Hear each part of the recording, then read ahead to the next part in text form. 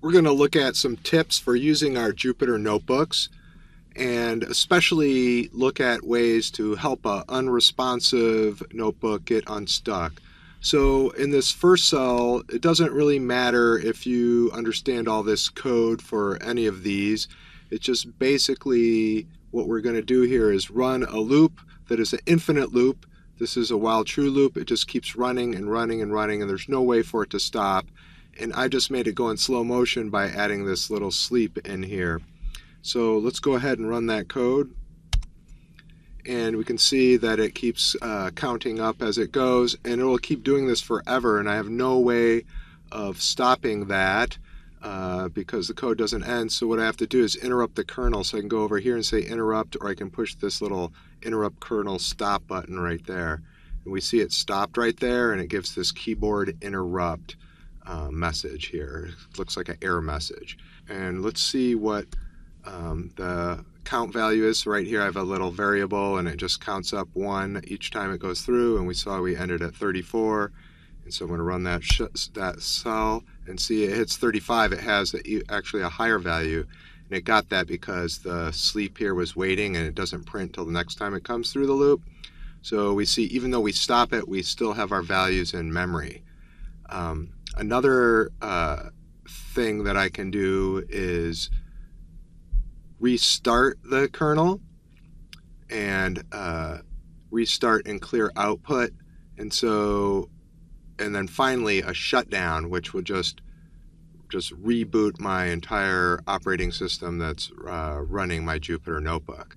So let's go ahead and just see how we might use some of those examples. We'll come back up to our top one. Here I have a variable called test list, and all test list does is has a list here. This is a list with these brackets, and it has these items in here, and it prints it out.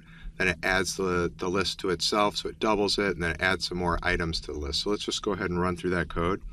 So I can run that cell, then I can run the next cell, which doubles it, and then I can add the items on and keep making it bigger. I can go back up here, keep running it. And so there's a lot of times when we run a notebook in this manner, and we kind of forget what we did and how we got to this point because we don't really know which order we ran in. So it's a strength and a weakness of Jupyter Notebooks. So you can just run these things randomly here, and you really don't have any record of which one ran before the other. So I might get sick of that, and I want to just restart everything. So I can go to kernel, restart, and clear output. Sometimes this won't stick the first time. You might even have to run it again. But there I go. I clicked everything's gone. You can even see that n that I ran before no longer has a value in memory, so I could go ahead and run that again.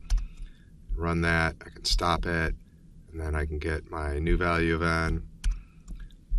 If that somehow errored out, sometimes it'll get in a state when I stop this, especially if you're editing in the notebook after you do an interrupt or any other kind of kernel stop. It's common that the values somehow aren't responding, and so you just want to do that kernel, restart, and clear all the output. Just gets rid of all the variables in memory and starts you clean, and just keep going till you don't see. If you see output, you know it didn't work, so you keep running that. So we have a couple of ways that we can help an unresponsive notebook. We can just interrupt a particular cell, and then you could rerun that cell. You can go to the kernel button. We can do that same interrupt. We can reconnect to a notebook if it gives us a message like next to this trusted, whether it's connected or not. We can hit a restart, which will just get it running again if it's not connected, or we can clear out the output as well to get rid of the things from memory.